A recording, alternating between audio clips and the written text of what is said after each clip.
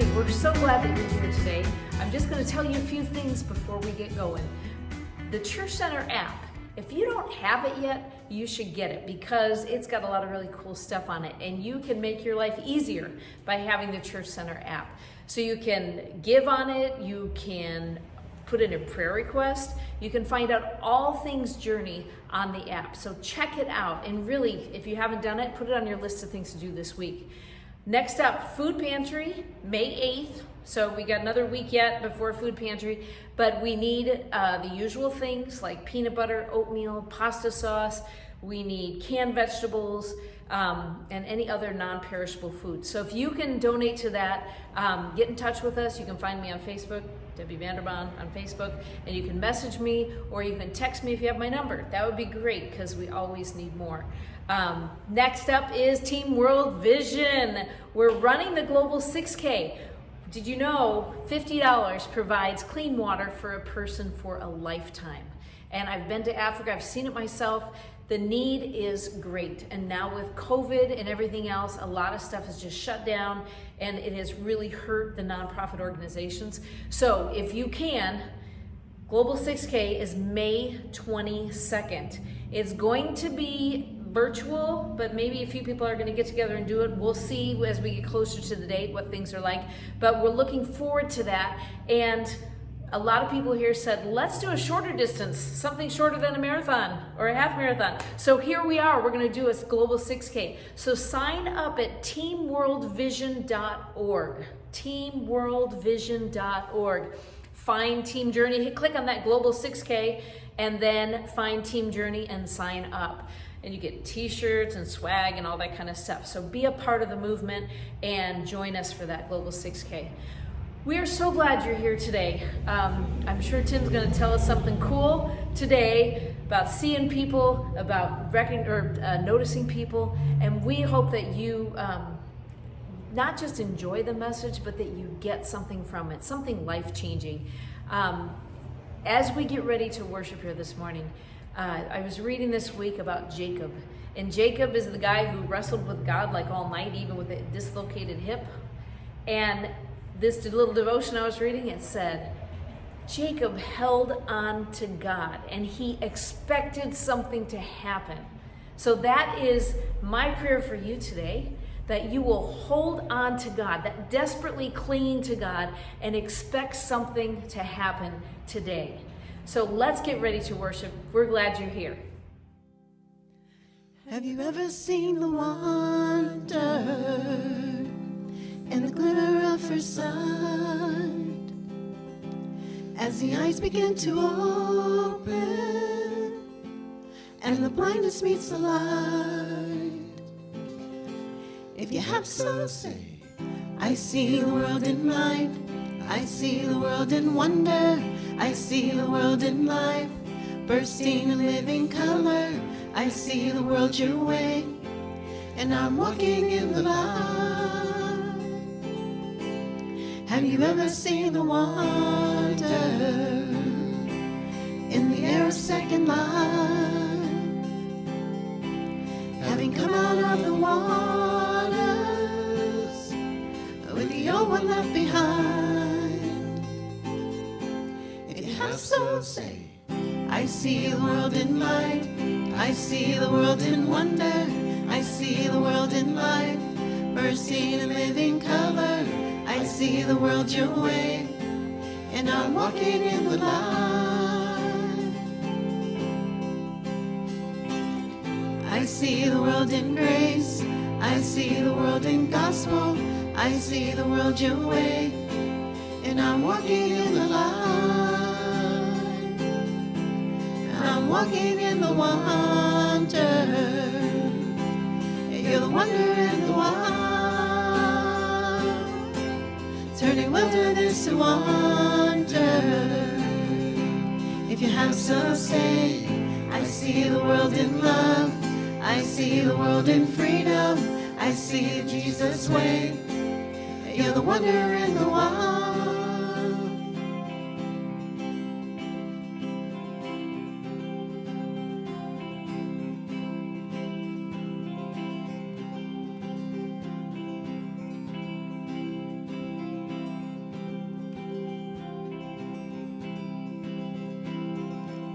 I see the world your way, and I'm not afraid to follow. I see the world your way, and I'm not ashamed to say so. I see the Jesus way, and I'm walking in the light.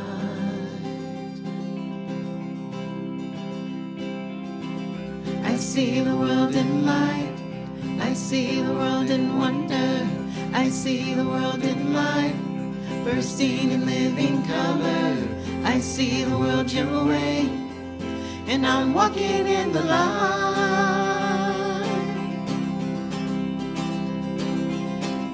I see the world in grace. I see the world in gospel. I see the world your way, and I'm walking in the light. And I'm walking in the wonder. You're the wonder in the wild, turning wilderness to wonder. If you have so say, I see the world in love. I see the world in freedom. I see the Jesus way. And you're the wonder in the wild. I see the world in light. I see the world in wonder. I see the world in life, bursting in living color. I see the world your way. I see the world in wonder. I see the world in life, bursting in living color.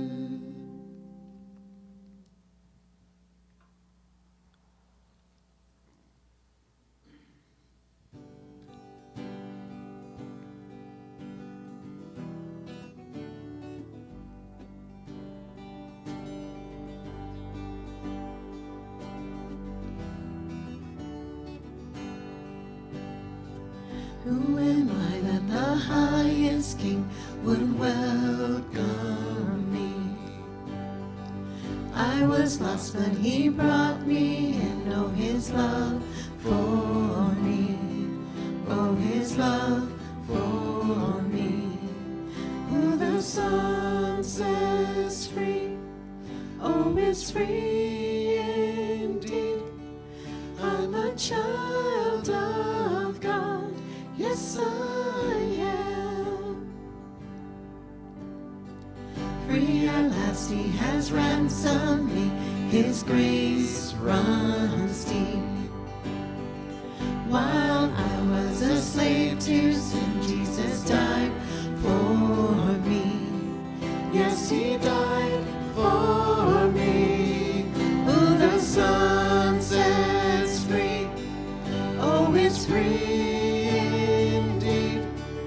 I'm a child of God, yes I am. In my Father's house, there's a place for me. I'm a child of God, yes I am.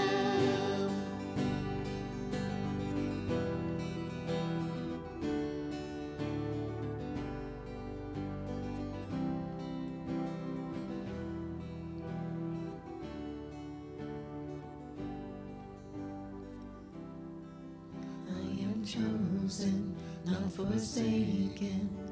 I am who you say I am. You are for me, not against me. I am who you say I am. I am chosen, not forsaken. I am who you say I am. You are for me, not against me. I am who you say I am. I am chosen, not forsaken. I am who you say I am. You are for me, not against me. I am who you say I am. I am who you say I am. I am who you say I am. Who the Son sets free, oh, is free indeed. I'm a child of God, yes I am. In my Father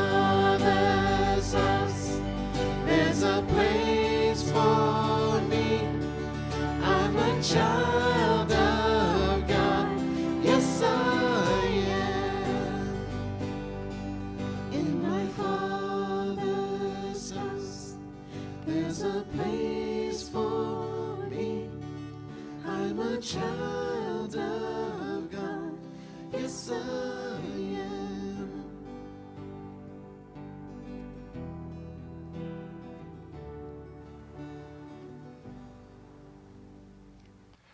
Lord, we come together to celebrate that we are loved and to remind ourselves that you are God and that your reign over all of creation and over our lives is good and it is true. And I pray that, Lord, in our worship and in our attention to your word, that we would receive it from our Heavenly Father, from our Abba, our Daddy, who truly, genuinely loves us and knows how we were made and what we were made for and how life is supposed to work, and speaks to us through your word and by your Spirit to show us the path that leads to life. Give us ears to hear and eyes to see and a heart to surrender and a will to follow. I pray in Jesus' name, amen. So glad for everybody who is in the house worshiping with us today. It's great to see your eyes and your like living being flesh.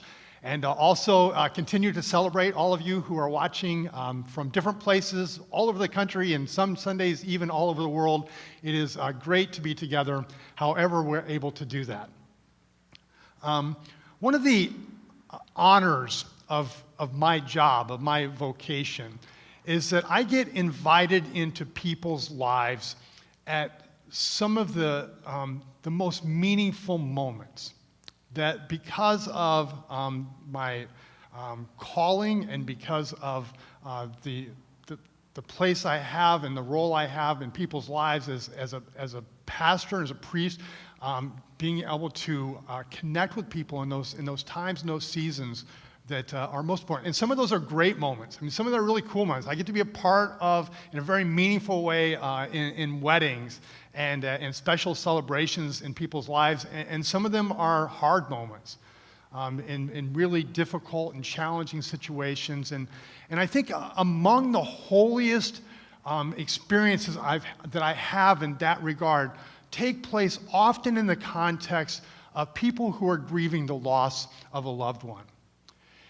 It's those times when I am invited into people's homes, into their lives, into their households, and sometimes it's people I know, and sometimes it's people I don't, but I get to sit with them and listen with them and pray with them as they talk about and remember the life of the people that they loved. And just really, really powerful things happen in that context.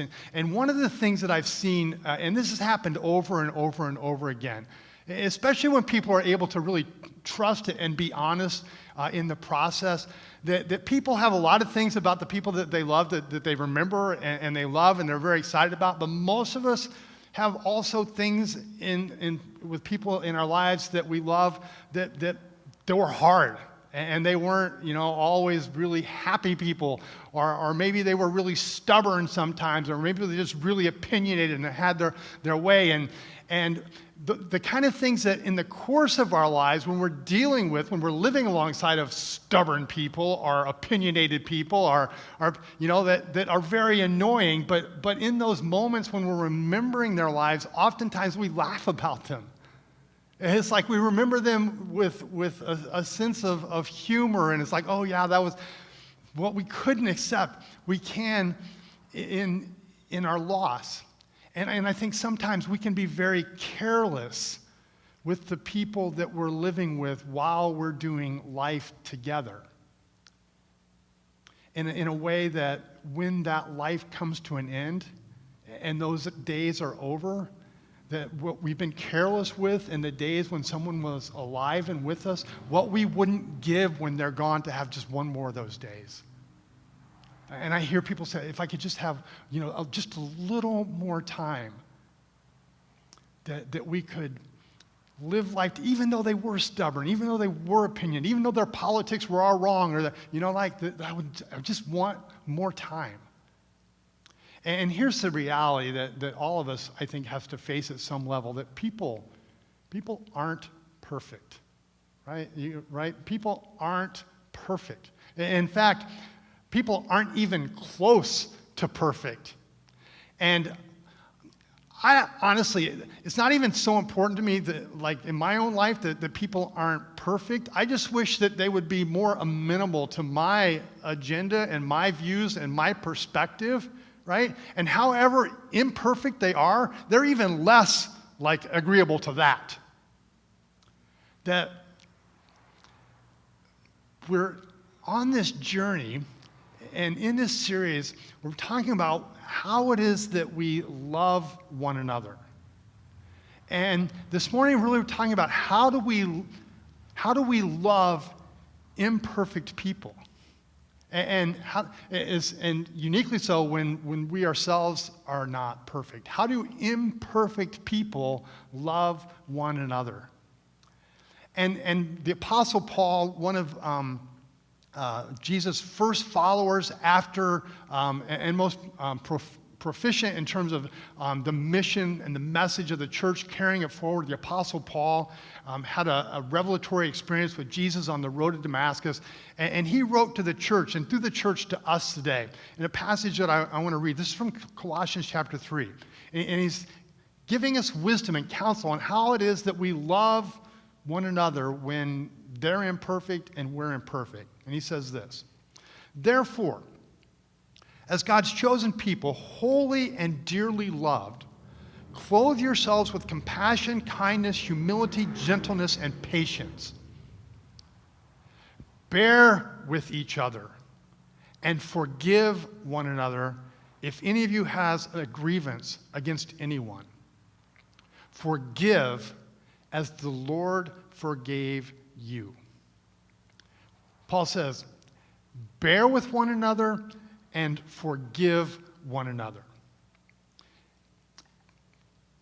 Another translation for bear is actually forbear. It's not just like passively receiving. It's like actively bearing with other people. Bear with them. The word can be translated in the New Living Translation is make allowance for each other's faults. Make allowance for each other's faults. Because other people have bad days, and other people have bad moods, and other people have bad manners, and other people have bad habits, and other people have bad timing, and other people have bad breath, and sometimes you just have to put up with it. Another translation, put up with, suffer them. Same word, put up with, make allowance for, forbear, suffer them. Solomon says it this way in Proverbs chapter 12.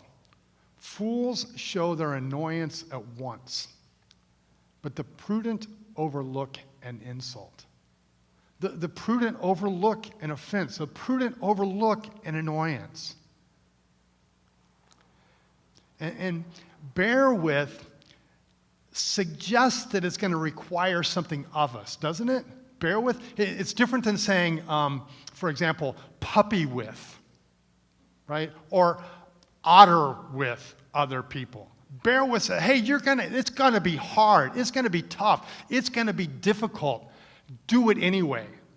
Stay with it. Stay with them through the struggle. Carry the weight to the end. Because forbearance frees us from the impossible task of fixing other people when it isn't ours to fix. Forbearance frees other people of our attempts to fix them when it isn't upon us to do that. Forbearance allows people in our lives to be who they are. not who we want them to be for our sake, and not who we think they should be, even if it's for their own sake. It gives people permission to be who they are. Because God is amazingly creative, isn't he? I mean, we see this all around us in nature, that there isn't just one kind of flower. There are, all different kinds of flowers, and there's not just one kind of insect or one kind of animal in the world, that there's all different kinds, not just one kind of tree or one kind of bird, this plethora of all these different, and we come to people, we see the same thing. There's like a one kind of person. There are all kinds of people. And they're all different. They're all unique. And because of those uniquenesses, they all are going to rub us and affect us in different ways, and not always good ways. That introverts inevitably are going to rub up against and offend extroverts.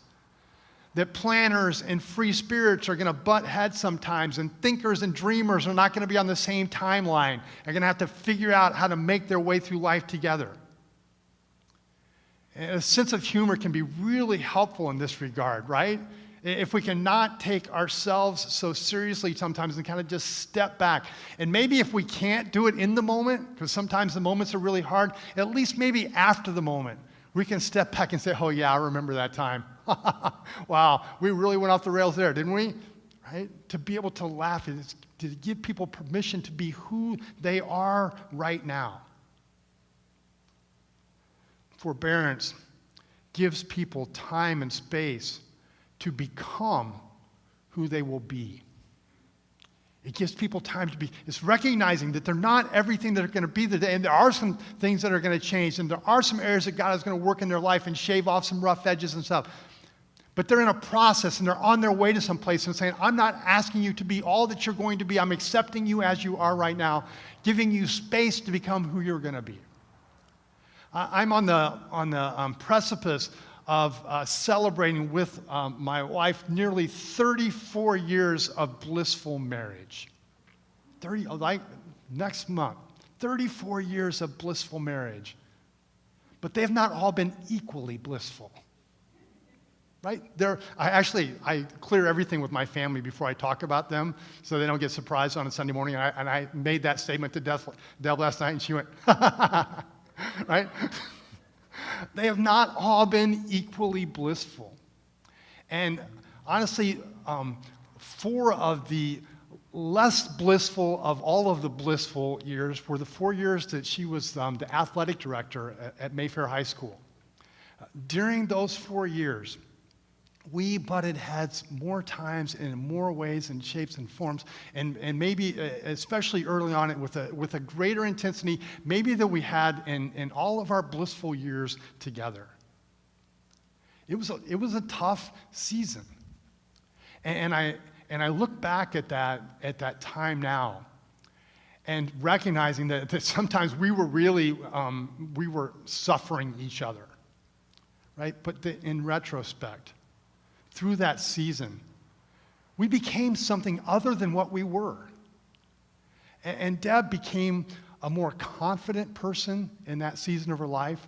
She became a more resilient person.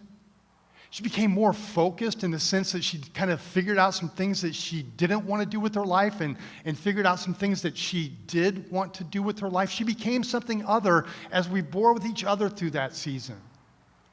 And I think through that season, as I look back, that I became a less selfish person. I mean, not like less selfish like this much, but like selfish like maybe this much. Like maybe, I became less selfish.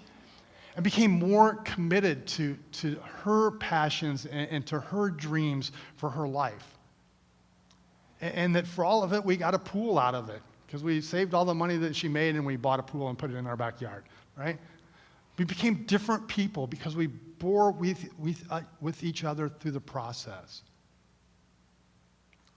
Forbearance displays confidence in a sovereign God who has begun a good work in each one of us and has promised us that he will bring that work to completion, that he will finish what he started, and we take the journey together towards that end. Forbearance enables us to receive what others have to offer. even when we can't celebrate everything in their lives. It allows us to say, okay, there are some things that I have a really hard time with, but if I just shut you off because of that, I've shut off all these other parts of your lives that are a gift to me. One of the kind of things that's going on in our culture now and has kind of been growing over the past several years is what people call cancel culture, right? Cancel culture. And some people say it's not a thing, and some people say it's been going on a long time. But the idea is cancel culture is when someone does something that is so reprehensible or so offensive that we say, not only do I not want to be a part of you, I want to erase everything that's associated with you. And there are some people that have been quote unquote canceled. I mean, they did some really heinous things. Right? And over a long period of time, people like Harvey Weinstein and Bill Cosby. And, people are like, do we not watch the movies that Harvey Weinstein was a part of, or the Cosby Show? Because, do we shut those things out because of that person? One of the people that has been, quote unquote, canceled that was maybe more meaningful to me is a pastor of Willow Creek Church in Chicago, one of the first mega churches. And, his offenses were maybe less offensive than some of the others, but he was in a trusted position and had inappropriate relationships. And I have 4 books on my shelf that Bill Hybels wrote. And one of them has been a book that was really, really significant in my life and in my journey. It's a book that we've used in small groups. It's a book that if Bill Hybels would have actually applied to his own life, he wouldn't have gotten into the situation that he was. Do I cancel that because of this? And it's not just famous people, right? This is happening on a very personal level, right? We hear about the ones in the news. But I saw a study this week that said that 16% of people have ended a relationship because of political differences with a family member or a friend, or even a spouse. At what cost? Right? If we end the relationship because of the political divisions or the divides or the offenses, are they so great that we're ready to say, I don't want you and I don't want any of this, so I will drop this to get rid of you? Forbearance allows us to continue to receive what others have to offer, even when we can't take the whole package. And that is not to say that forbearance doesn't have its limits. It does. It absolutely does. It doesn't mean that we sugarcoat everything.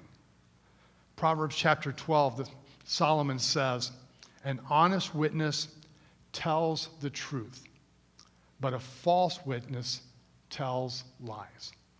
Right? We're still called, even in our forbearance, we're still called to be honest people. But we sugarcoat things, and when we can't, when we can, we do. And when we can't sugarcoat, when we can't overlook the offense, when we can't overlook the insult, when we can't look past it, even then, we still proceed with caution.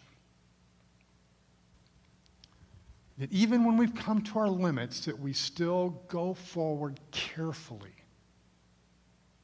Right? It's the teacher who says to the student whose hygiene habits have come to a point where they look at them and say, you know what, because you are not taking a bath on a regular basis, because you are not washing your clothes, it is hurting your relationships with your classmates. It is cutting you off from other people, right? I can no longer forbear your odorous presence in my classroom for your own good. So I'm going to tell you the truth to help you in an area of your life that will improve your life. It's the friend who says, you know what? Your boss was a jerk, but that's not why you lost your job, right? You lost your job because you were late every day of the week for 6 months. As a friend, I have to forbear your tardiness to maintain the friendship. But as someone who loves and cares about you, show up on time to work so you don't lose your job, right? Proceed carefully, cautiously. And it takes tremendous wisdom and discernment to say, when do I say, and how much do I say, and how do I say it in a way that I'm actually loving my friend as I forbear them. Forbear one another. And then Paul says, you know what, we forbear, but there's also another step beyond this, that we're also called to forgive one another. Forgiveness is forbearance with an added critical dimension. Forgiveness is forbearance with sin. Forgiveness is forbearance for sin. Forgiveness is not just that you're annoying me. It's that you've done something to harm me, right? I forbear someone who talks too much. I forgive someone who gossips about me. I forbear my neighbor if they borrow something from me and they forget to return it.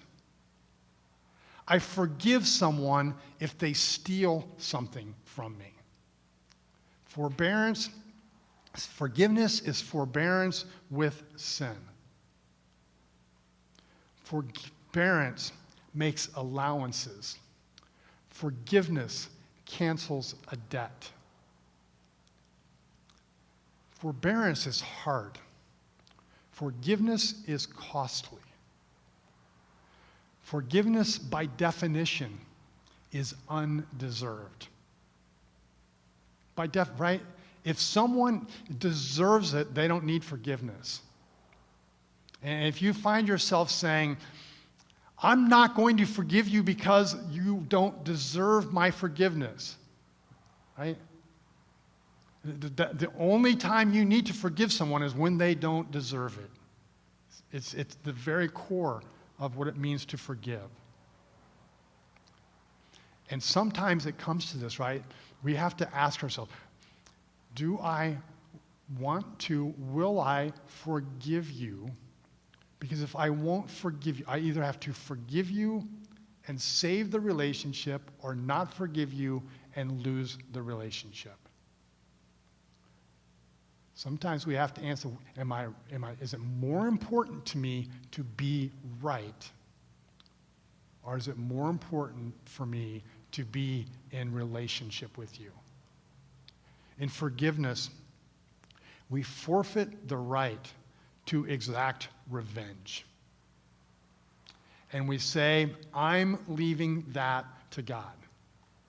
And that requires great faith, right? Because if you're familiar with God's activities throughout history, and you look at how he's handled people who have sinned, he doesn't always give them the kind of retribution that I want the people who have offended me get, right? That oftentimes he goes way lighter on people than I would like for him to go on the people who have offended me, the people who have wronged me.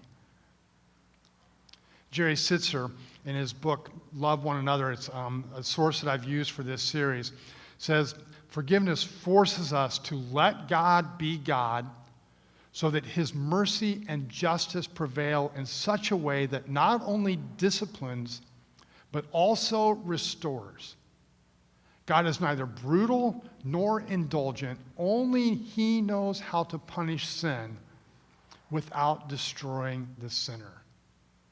Forgiveness is saying, God, I'm not good enough at this to pull this off, to confront this sin without destroying the sinner. I'm foregoing my right to get revenge and entrusting you to accomplish it for me. In forgiveness, we relinquish the desire to wish ill upon another person. It doesn't discount the offense. It doesn't say, what you did doesn't matter. It's not a big deal. You need forgiveness because, in fact, it was a big deal, because it did matter. So like when, a little kid comes up and punches you in the face because he's a little kid and he hasn't learned his manners yet, and then you're like, I hurt. And they go to their parents and their mom says, now, Johnny, you go back and you tell him you're sorry. And Johnny comes back to you and says, I'm sorry. It's like, and people, we do this all the time. It's like, it's okay. No, it's not. No, it's not okay. You can't, it's not okay for you to punch people in the face. You need to learn that it's not okay. It is great to say, thank you, Johnny, I forgive you. Forgiveness is not saying it's okay. It's not saying it doesn't matter. It's saying it did matter, and I forgive you for it. Forgiveness doesn't erase all the consequences, right? We can forgive someone, and they're still going to have to go through some things because of what they did. And just an amazing act of forgiveness was the Emmanuel Church in Charleston, South Carolina, right? When Dylan Roof went in and shot people in that church in a Bible study. And at his sentencing hearing, the relatives looked him in the face and forgave him for his sin, for his harm against them. An amazing act of grace. Dylan Roof is still in prison, serving time for his crime. It doesn't erase all the consequences. Saying, for my part, I will not wish ill and evil upon you. I'm letting it go. Forgiveness is a decision of the mind first. It's not something that happens when we finally feel like it. Forgiveness is something that happens when we decide in our mind, I am going to forgive you. I am going to forgive this person. It is first a decision of the mind, and then an act of the will. Because we've decided in our mind that we're going to forgive something, there's still some impulse responses and things that we've kind of been doing for a long time that we are prone to continue to do. We're going to say, but I'm not going to do that. I'm not going to look at you this way. I'm not going to talk to you this way anymore. I'm going to act differently towards you, again, even before I necessarily feel it. It's a decision of the mind. It is an act of the will. And then it is a process of the heart. And the process is exactly that. A process can take time. A process works it out over a period of time. And that's where we bring what we decided in our heart and our acting in our will consistent into an alignment with what we're feeling in our hearts. And forgiveness ultimately is a product of the Spirit. We live the life of God by the power of the Spirit. We live the life of God. Right? There's sometimes, you look at the church, Emmanuel Church in Charleston, South Carolina, and what they did. That is not natural. That is not a human response. That is a spiritual response. And it's complicated, right? It's complicated. It's hard. And it's complicated by the nature of the degree, by the nature of the offense, and by the degree of the offense. The greater the offense, right, the harder it is to forgive. It's complicated by the fact that sometimes it's unsolicited. Sometimes we need to forgive people who haven't admitted that they've done us anything wrong. We need to forgive people who maybe continue to do things wrong against us. It doesn't mean we treat them the same way, right? There's some discernment in how we proceed in the relationship, but sometimes we have to forgive people who don't necessarily want forgiveness. or don't think that they need forgiveness. But oftentimes, those complications make it more costly to forgive, and also oftentimes make it even more important to forgive. Because however costly forgiveness is, unforgiveness is more costly. Unforgiveness hitches us to something that happened in our past. We're hooking our trailer up to that event, and we're saying, I'm keeping this with me, and I'm going to drag it with me wherever I go. And it sows the seeds of bitterness and resentment and anger and wrath and vengeance and depression and anxiety and all these things that we may not even associate with that unforgiveness, but it's planted a seed in our heart that will not let us go. Because we're hitched to this thing in our past, and not only is it affecting us where we are now, then we're going to say, I'm going to drag that into the future, and wherever I go and whatever I do in the course of my life, I'm taking this with me.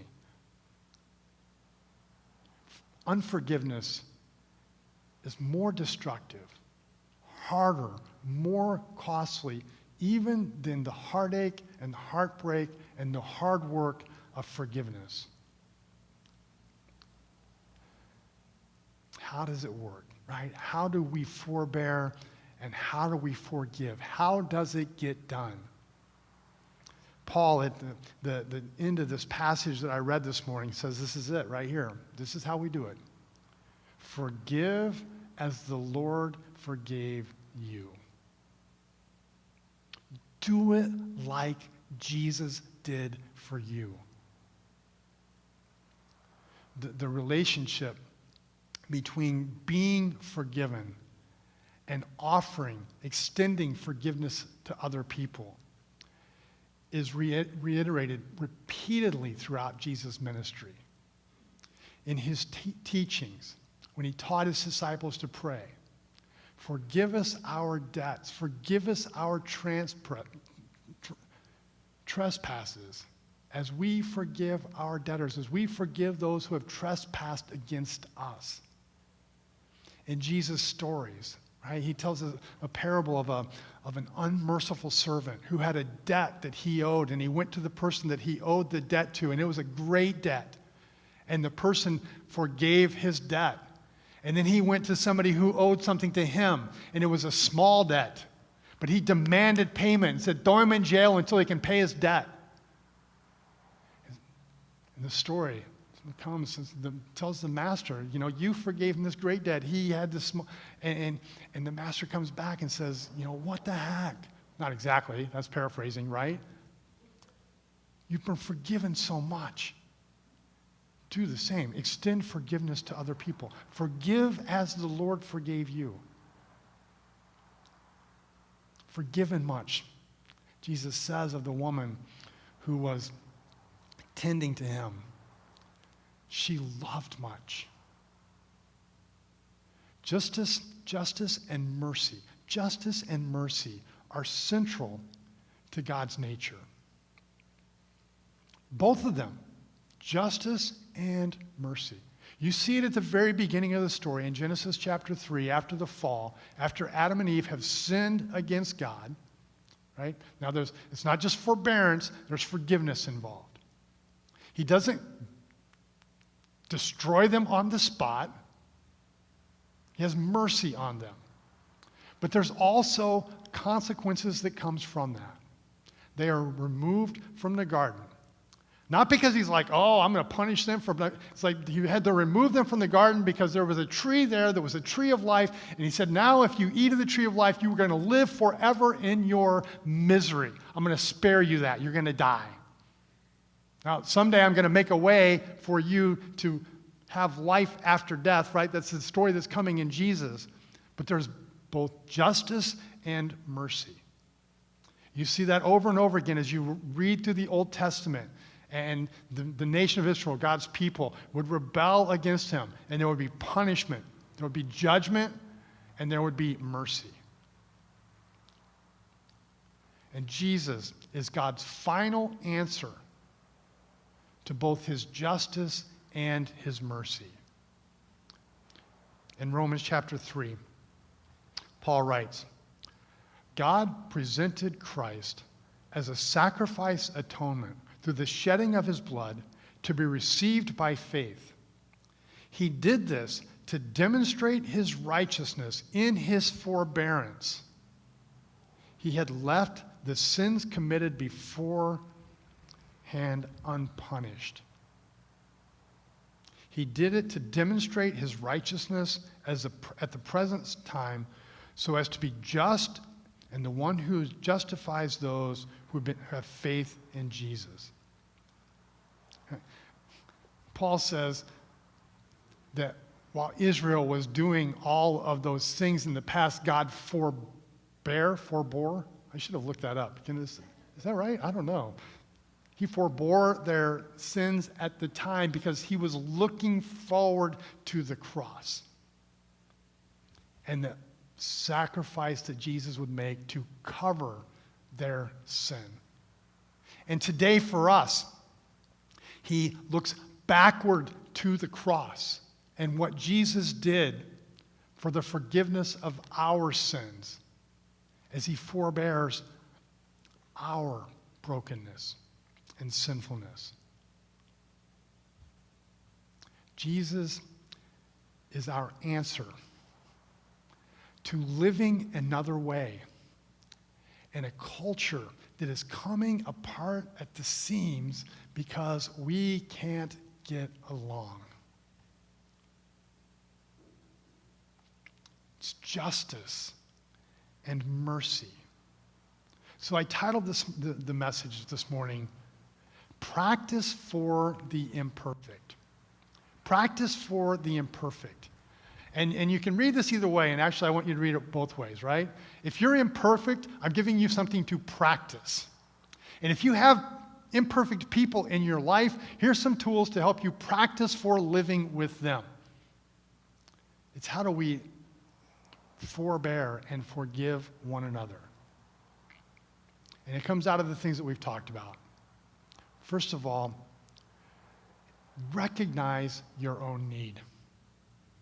Recognize your own need for forgiveness.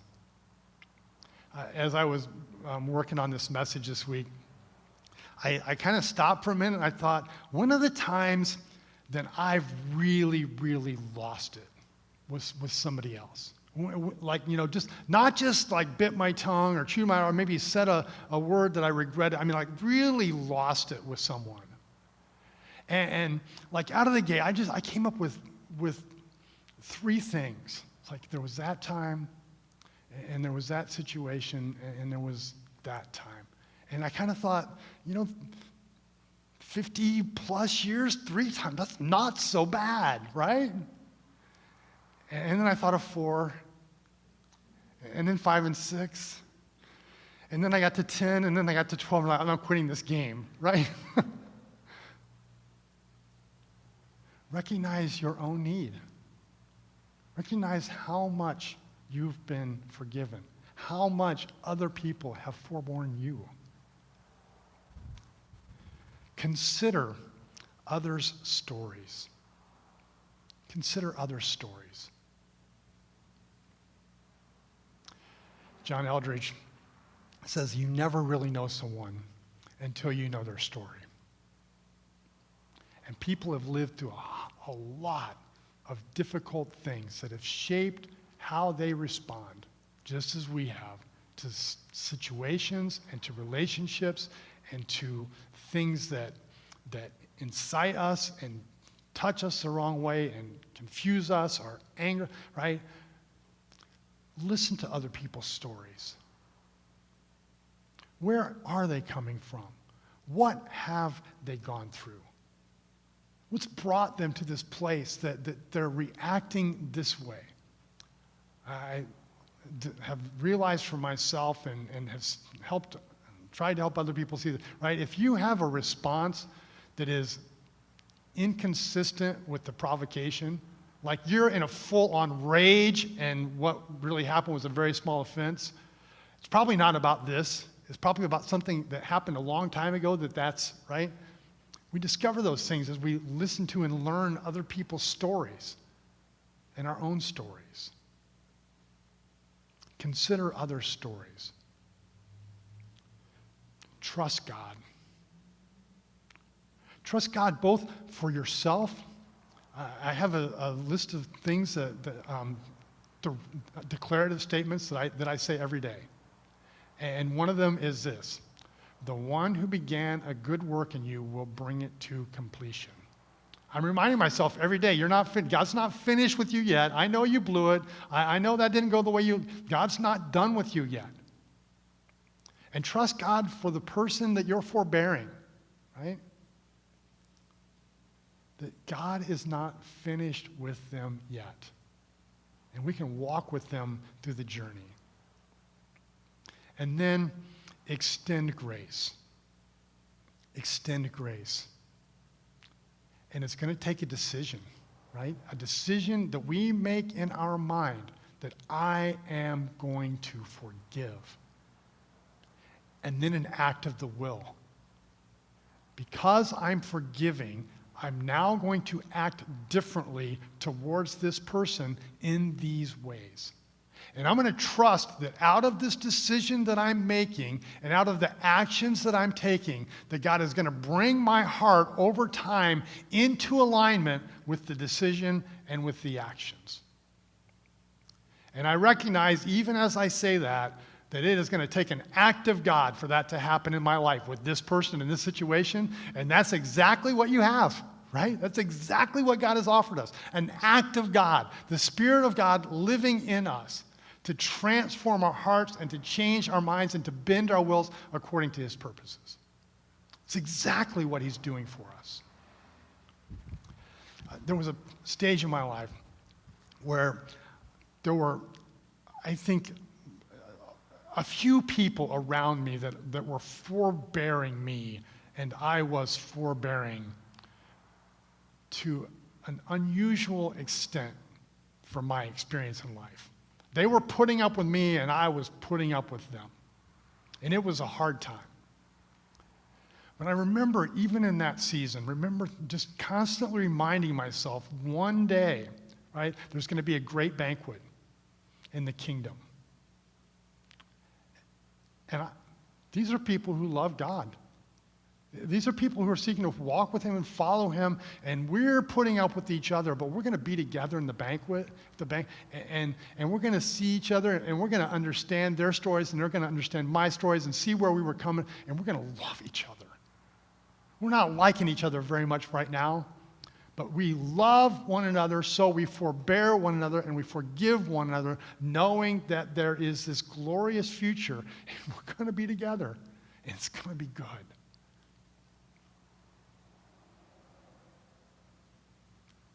Lord, I pray for your work in our hearts and our lives to do things what we can't even imagine that we can do.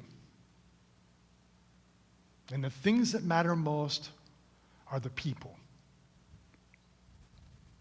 And some of the people that matter the most are the very hardest relationships to navigate and the ones that have hurt us the most. So I pray, Lord, unleash your Spirit in our lives, in our hearts, to enable us to do what we can't imagine that we can do. To remember who you are and what you've done for us. To remember that these people in our lives that we struggle sometimes with so greatly were also created in your image and likeness to bear your glory. And just as we've been broken by our place and our experiences in the world, they too have been broken. And just as you've begun a good work in our lives that you're moving towards completion, Lord, you're working in their life too.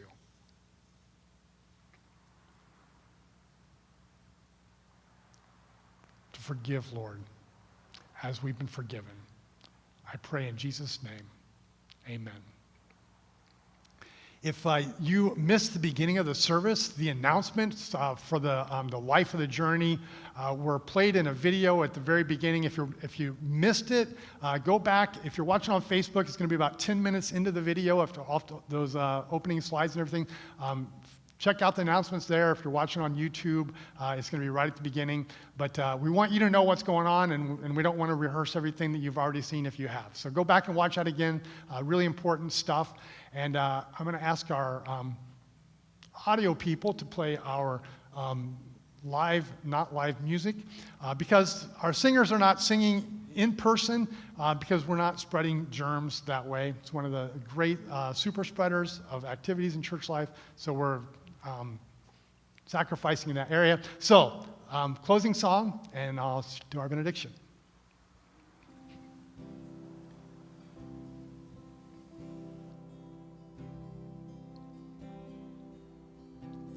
Oh, how sweet did you gaze on my perilous heart, to befriend me, to my bitter end, and carry the burden. For as grave as my failure, you prevailed in pure love, to be found in the depths of your heart, as good as forgiven. Oh, how you graced that cross, where Jesus died and death took the loss, wild as the flood gates of heaven, flung wide open within his scars. Now mine is a life you raised, yours the glory that took down that grave, bright as the sun, almighty in love. God, forever your kingdom come. Oh, how sweet is the sound of a heart drenched in grace, rising up from the ashes in praise, alive to your greatness. Hope has praise and His mercy through the terrible night. How you blaze through the darkness I find, bright as the morning. Oh, how you graced that cross, where Jesus died and death took the loss, wild as the flood gates of heaven, flung wide open within his scars. Now mine is a life you raised, yours the glory that took down that grave, bright as the sun, almighty in love. God, forever your kingdom come. My heart burns wild in my chest, in all of your heart, in all that you are, let your praise run wild in my breath. In all of your heart, I'll sing it again. Now my heart burns wild in my chest, in all of your heart, in all that you are, let your praise run wild in my breath. In all of your heart, I'll sing it again till my heart beats out of my chest. I'll sing of your love in all of your heart till your praise is all I have left. I'll sing of your love again and again till my heart beats out of my chest. I'll sing of your love in all of your heart till your praise is all I have left. I'll sing of your love again and again. Bright as the sun, let your kingdom come. Bright as the sun, have your way, your kingdom come. Go with God's grace, walk and live in love in the power of his Spirit. Go in peace, but not to pieces. Amen.